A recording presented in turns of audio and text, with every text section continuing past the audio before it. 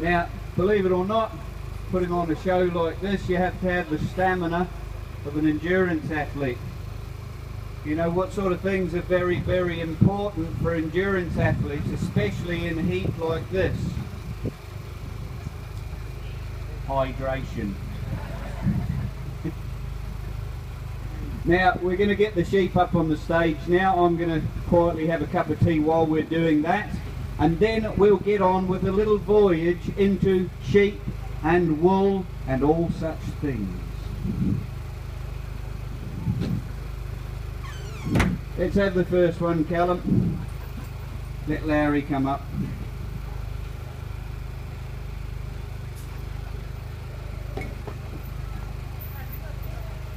Come on, Larry. That's not yours. And that's not yours, and that's not yours, and that's not yours. And that's not yours either. That's yours. Okay, let's either have the blue-faced Leicester or the Wensleydale, doesn't matter.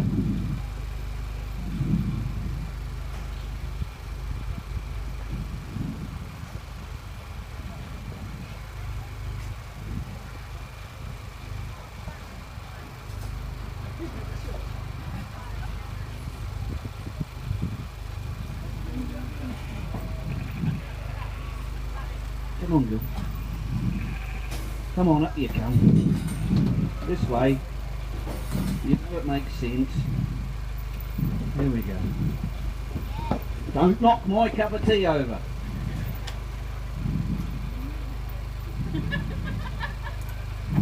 No sense in Look, you wanted to be the star of the show, now you've got your wish, so just be careful what you wish for. Let's have the Wensleydale. Come on, girl, up you come. Now your one's back over here. Oh, come on. Come on, you're over here. Trust me. Trust me, I know these things. Okay, let's have the mule.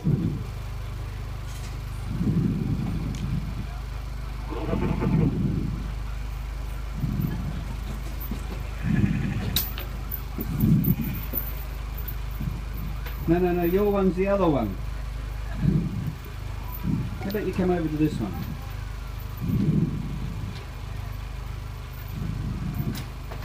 Like I said, don't knock the tea over.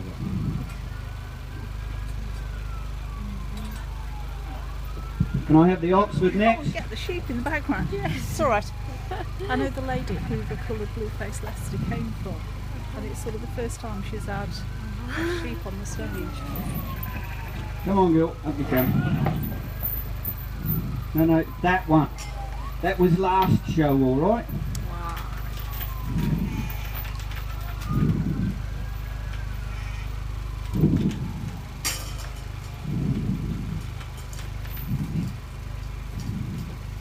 What have we got left out there? We've got a badger. Let's have the badger and then the North Country Cheviot. Come on, girl. Come on, up you come. Draggies. It's all right.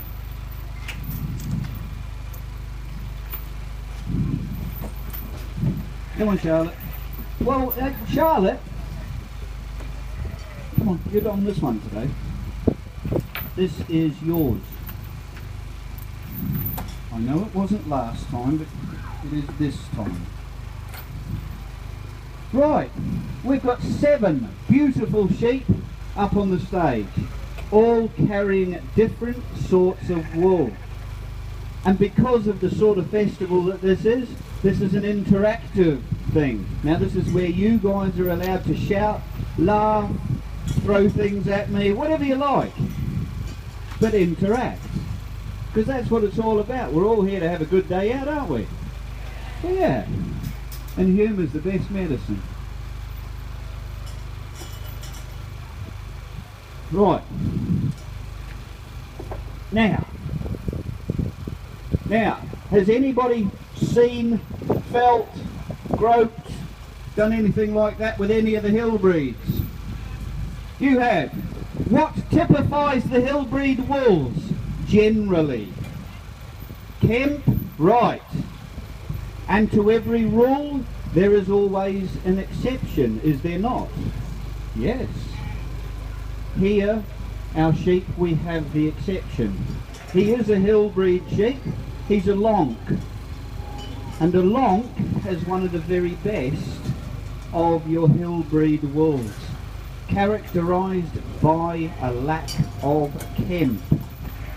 Fairly strong in the actual wool fibre, so he's not super fine, but nonetheless a good utility wool. Not too long, but no kemp. So some of the hill breeds don't have kemp, this being one of them. Now this chap, as well as just taking it easy, he comes from a little corner of Lancashire. Now the word lonk is an old Lancashire word for lanky. He's a big long sheep. Lives out on the hills all year, tough as old boots. But over years of development and care taken over their wool, they've bred that typical hill breed kemp out of them. Now, our next sheep down here is one that a lot of people are probably familiar with. Who has had a play with some blue-faced Leicester? Right, what did you think of it? Who had it in raw form and who had it in prepared form? Hands up for raw form. Okay, was it insanely difficult to work with? Yeah, it's a real ball bender, isn't it? Yeah, for want of a better word. Very fine, very prone to tangling, takes a lot of patience to work it. The results can be absolutely spectacular.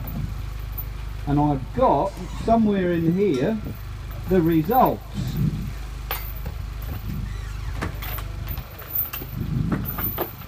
A couple of years ago, one of the black blue-faced Leicesters that we had on the show here. If anybody wants to come up and have a touch and scratch and sniff, you know, that is allowed. We've got a little skein of wool and we've got a scarf. So if you want to come up, scratch and sniff and do those sorts of things, that is from my black blue-faced Leicester. And that was all combed. It was a lot of work. Thankfully I didn't do the lot of work. Janet Ellison did. Now, our blue-faced Leicester, as well as having that characteristic insane work wool, she is put on a lot of the hill breeds to give a hybrid, because most of the emphasis in the UK isn't on fleece, it's on meat and lamb production. So they wanted lots of lambs. They wanted the ewes to be a good maternal creature, so they cross the blue-faced Leicester into the hill breeds to give what they call a mule. Has anybody worked with mule fleece? North Country mule, Scottish mule, grey-face, Welsh mule. Most of them have that blue-faced Leicester influence, and some of the fleeces can be very, very fine, and some of them can be pot scourers, depending on which one they're following. This is a North Country mule. The maternal side of that would have been a Swaledale. The male part of it would have been our blueface. Now, one of the other breeds that they sometimes put on the hill breeds to give a maternal line is the Wensleydale or the Teeswater. This is a Wensleydale. She's become a recent addition to the show crew. This year I have 5 new members into the show crew. There's only 2 of the sheep that are on the stage here that you saw last year. So, and this is one of the new ones. Anybody played with Wensleydale recently? How is it characterised? What is it difficult to work with? Is it easy to work with? Say again? Is it quite easy? Was it prepared or in the raw form? Prepared. Right. Has anybody worked with it in the raw form? Yeah. Yes. Is it insanely difficult to work? Especially when you get an 11 or 12 inch lock? Yeah. Some of the time I will shear my long wool sheep twice a year, so that the actual locks are much shorter. You'll get about a 5 to 6 inch staple, and it is a lot easier to work with. It's still plenty long enough for any worsted or that type of spinning, but much easier to work with. Also your yield is a lot better. Not so much grease and dirt as a percentage of them. Now, further along, we start to come towards our down breeds. Anybody spun any of the down breeds? What's characteristic of the down breeds? And it's a wonderful word we invented here last year.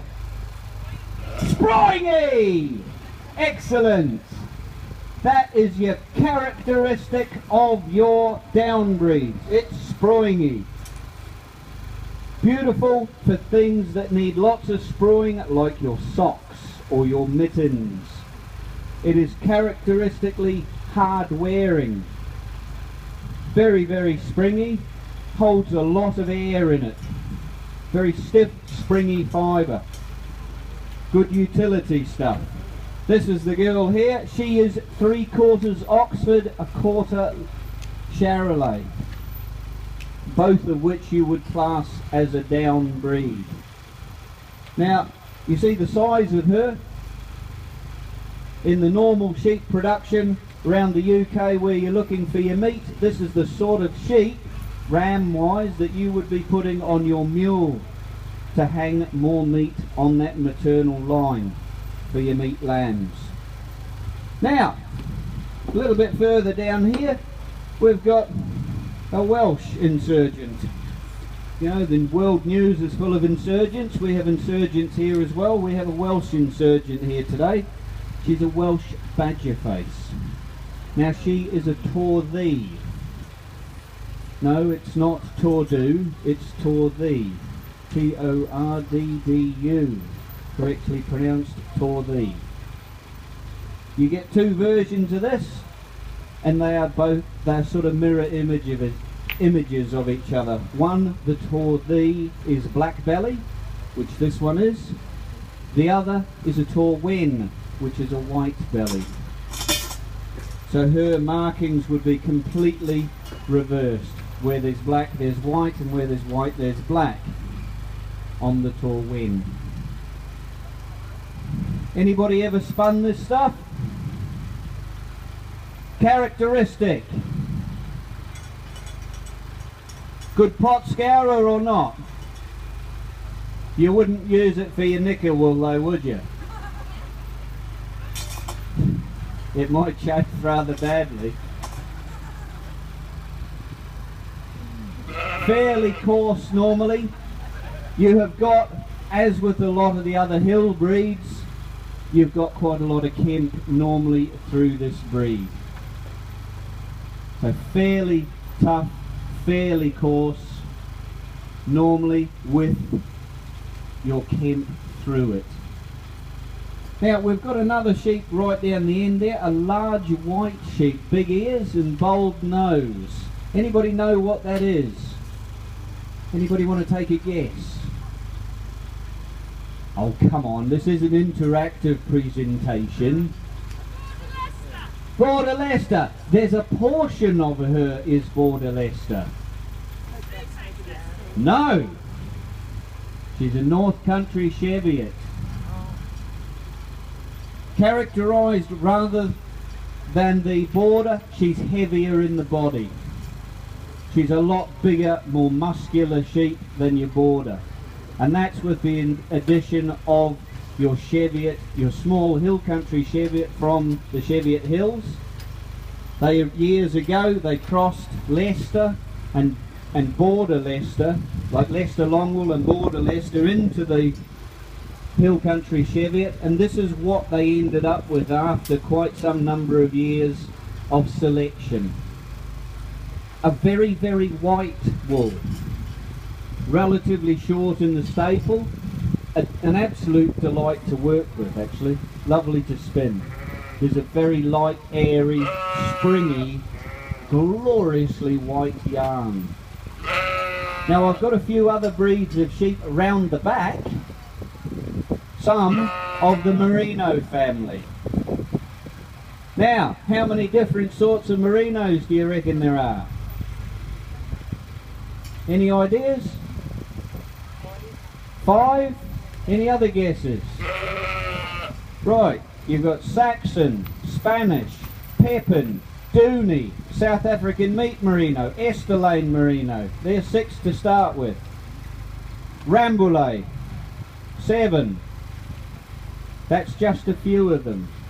Now most of them track all the way back in their lineage to the Saxon merino, or the Spanish merino, from which the Saxon was developed. And that goes way, way, way back to the late 1700s, when a few of them got gifted between royalty. Now they came into France, and from part of the flock the Rambouillet merino was developed, and a few of them were gifted, went across to Saxony, and there the Saxon merino was developed.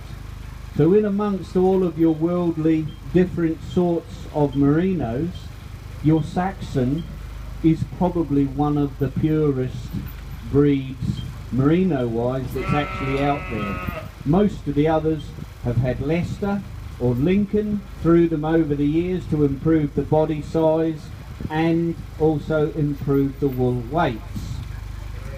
Now, a few things that we developed from the merinos, because they have a few faults. They don't like high rainfall. They also don't like too much lush pasture. So what they started doing is crossing them into Romneys, Leicester Longwools, Lincolns, and they came up with some half-breds. Now the first half-bred, when you cross it into a Lincoln or a Leicester, is your Corriedale. Anybody familiar with Corriedales? There we go, that's where they come from. Now the second cross, if you're using a Lincoln, is your Polworth.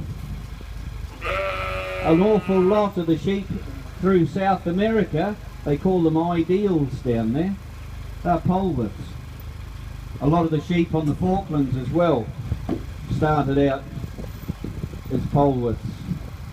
They now rebranded them as Falklands Merinos. Why? Because the whole world knows what merino is, don't they? And that sells. There we go, bit of clever marketing. Now, this then brings us on to the bit of the show where we get the wool off one. Look at that, bit of enthusiasm, that's what we like. We've got one person that's listening. I like that. Now, before we shear, we put on some different shoes. Now every trade, including us sheep shearers, has specialist shoes. There's a few different reasons why us sheep shearers wear these funny things that we call moccasins. One of the biggest is grip. The wool contains lanolin, and lanolin, especially on a hot day, is mighty slippery. Especially on the boards up here, you slide all about the place. So we wear these felted wool moccasins in order to give us grip. Now another reason why we wear them, and that puts us right in the league of ballet dancers, because just like ballet dancers, our feet must flex, and these allow my feet to flex as if I'm wearing nothing at all. So, grip, flex, and there is a third reason why we wear them. When I'm normally shearing, there's normally a catching pin here full of sheep. And I dive in and out of there and grab them one at a time.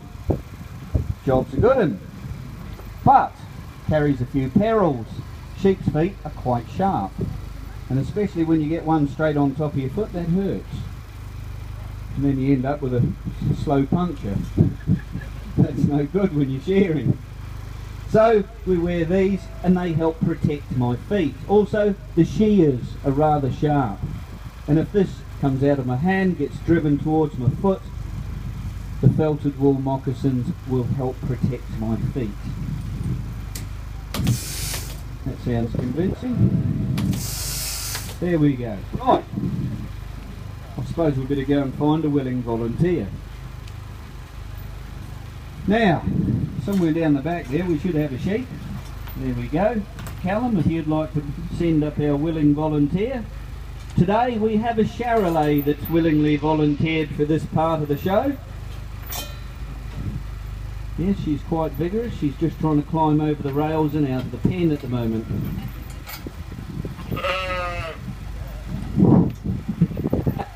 If you guys could see what I could see out the back, you'd be killing yourself. Right, come on Callum, let's have her up here before she gets too worked up.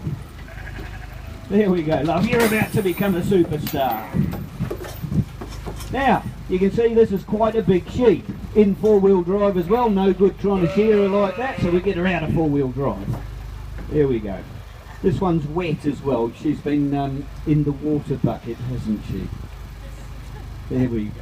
Right, now when we start shearing, the wool that's on the underside and the back side of the sheep is a different quality to the rest of the wool. So we take that stuff off first. Now, what's one of the other big detrimental points for spinning while we're shearing? Second cuts. Anybody bought fleeces that are full of second cuts? It's just a waste of time, isn't it? Yeah. A lot of shearers are out there just to make their money. They couldn't give a stuff about the wool quality. And sadly, that's 20 or more years of wool prices being on the floor. To them it doesn't matter. But some of us got it drummed into us years ago when we learned to try and put as much value into the wool. And that's keeping your second cuts to a minimum. Let's have a go.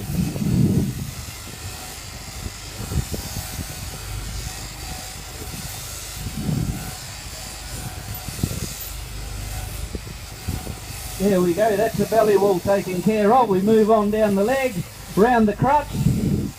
Like every girl, she likes to look good for the summer. Don't want to be looking, don't want to need a tucker in her later on to go to the parties, do you? Over the leg and clear off round the tail.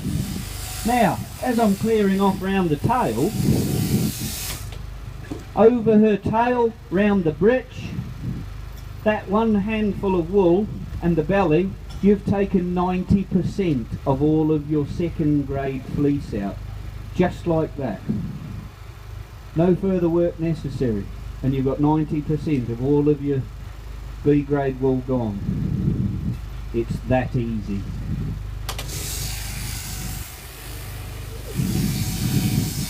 Now, one place where a lot of people quite often make a lot of second cuts is up round the neck. And instead of going straight up the neck, you try and go round it. You know, there's lots and lots of round bits on the sheep and the shears are pretty flat, so it takes a few years of practice. One of these days I'll get the hang of it.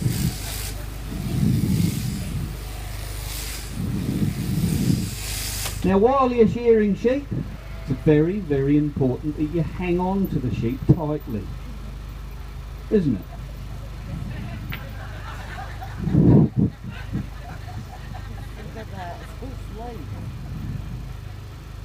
There you go. Now, you know how I was saying about the second cuts? That's all the second cuts from the long blows. Not a busting lot really, is it?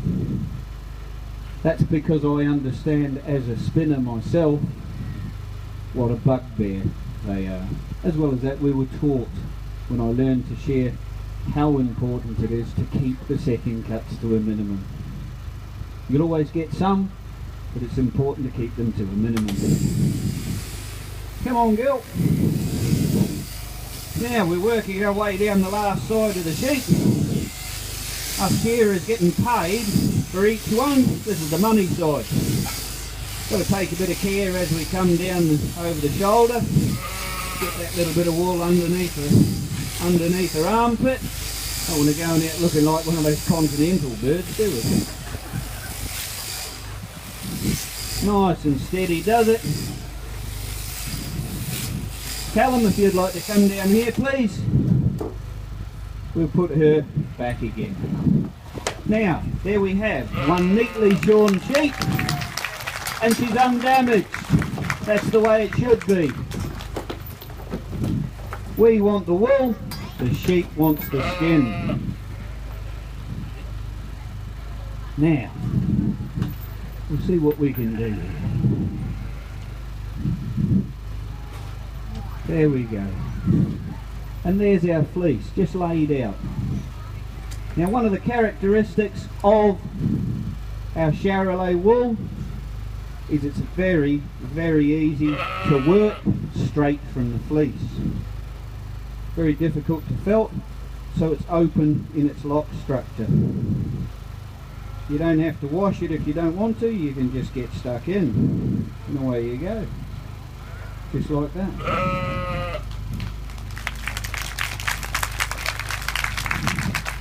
Lots and lots of people overlook the charolais as a wool breed because it's primarily used as a meat breed.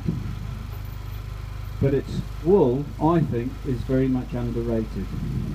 Ladies and gentlemen, I might be opinionated, you never know, but you've just had the Shear Sheep experience. Thank you for lending me your ears. We've got all sorts of different fleeces available for sale here. Other people around have got plenty of wool and joys for sale as well. So please enjoy your day, wander about and spend your money freely.